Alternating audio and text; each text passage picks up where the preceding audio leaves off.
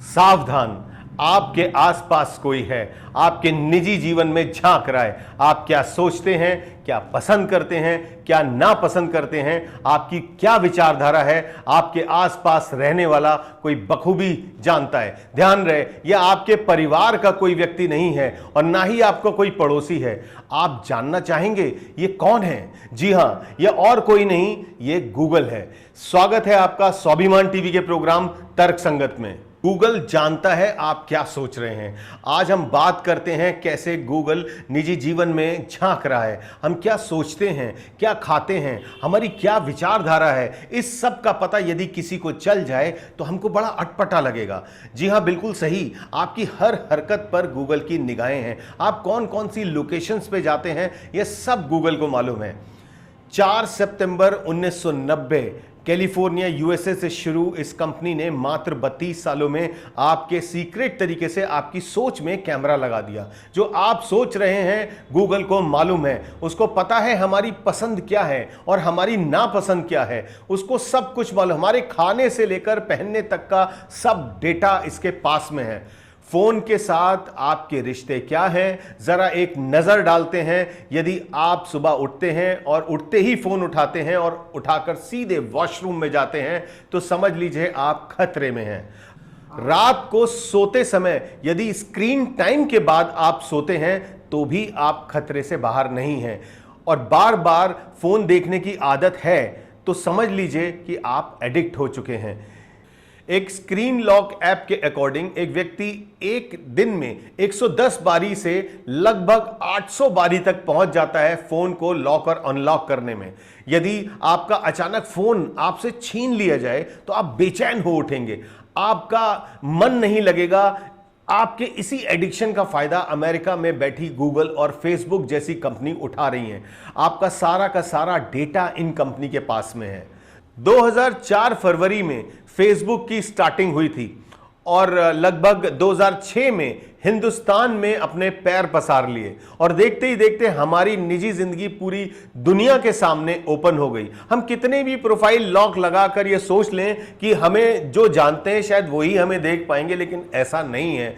कम से कम इन कंपनी के पास तो हमारा डेटा एक्सपोज हो ही चुका है। फेसबुक ने फ्री में प्रोफाइल बनवा के जब करोड़ों लोगों को जोड़ दिया, उसके बाद शुरू हुआ असली खेल।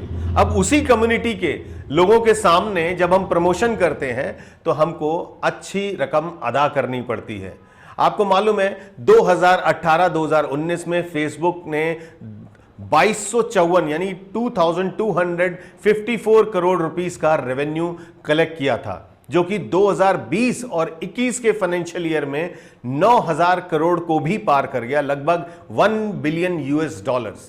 2016 मई के बाद से सोशल मीडिया नेटवर्किंग साइट पर China, Iran, Syria and north Korea ने कंप्लीटली बैन लगा दिया और चाइना और ईरान ने तो फेसबुक पे 100% बैन लगा रखा है। आपको बता दें 2018 में कैम्ब्रिज एनालिटिका स्कैंडल पूरी दुनिया के सामने उजागर हुआ था, जिसमें ब्रिटेन की एक कंपनी कैम्ब्रिज एनालिटिका ने फेसबुक के लगभग 87 मिलियन लोगों का पर्सनल डेटा यूएस के 2016 के प्रेसिडेंशियल इलेक्शन में यूज किया था, जिसमें फेसबुक ने बाद में माफी मांगी थी और उनके सीईओ मार्क जुकरबर्ग को $5 बिलियन की पेनल्टी पे करनी पड़ी थी। ठीक इसी प्रकार से भारतीय मूल के गूगल के सीईओ सुंदर पिचई को गूगल के द्वारा डेटा कलेक्शन मामले में यूएस कांग्रेस के सामने पेश होकर सफाई देनी पड़ी थी। आइए देखते हैं क्या हुआ था। If I walk over there and sit next to Mr. Johnson and carry my phone, does Google know that I was sitting here and then I moved over there? You're welcome anytime, Judge. Yes or no? I genuinely don't know without knowing I'm what shocked you services. don't know. Do you or do you not collect identifiers like name, age, and address? Yes or no? If you're creating an account, yes, and using an account, yes. Yes. अब यह देखकर आपको समझ आ गया होगा कि कैसे Google map history में जाकर आपकी लोकेशन को ट्रैक किया जा सकता है। यदि आप गूगल पर कुछ सर्च करते हैं तो गूगल इमीडिएटली आपके द्वारा सर्च किए गए डिटेल्स को टारगेट करके आप तक उस एडवर्टाइजमेंट को पहुंचा देता है जिसकी आपको जरूरत है। आप में से बहुत से लोग ऐसा महसूस कर रहे होंगे कि अरे अभी तो हम सोच ही रहे थे या अभी हमने बस कुछ टाइप ही किया था। जहां जाते हैं वो तरीके के ऐड आपको फॉलो करने लगते हैं, यानी कि यदि आप किसी दूसरी साइट को भी खोलते हैं वहां पर भी उस तरीके के ऐड जो पहले कहीं आपने सर्च किए थे वो आपको फॉलो करने लगते हैं। गूगल माइक एक्सेस से आपके द्वारा की जाने वाली कोई भी बात गूगल तक पहुंच सकती है।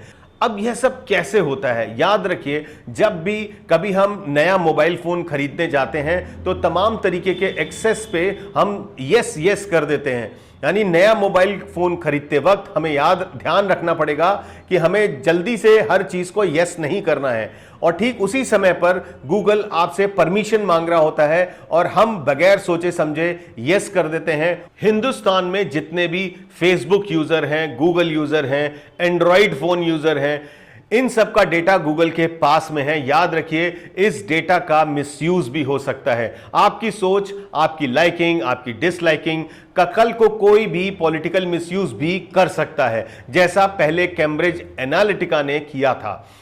हिंदुस्तान के स्वाभिमान से, हिंदुस्तान के आम नागरिकों के डेटा से खिलवाड़ ना हो, इसलिए हम आपको सचेत करते रहेंगे। अपने कमेंट हमें जरूर भेजिएगा और हमारे साथ बने रहने के लिए हमें लाइक करते रहिएगा और साथ साथ सब्सक्राइब करना ना भूलें। जय हिंद।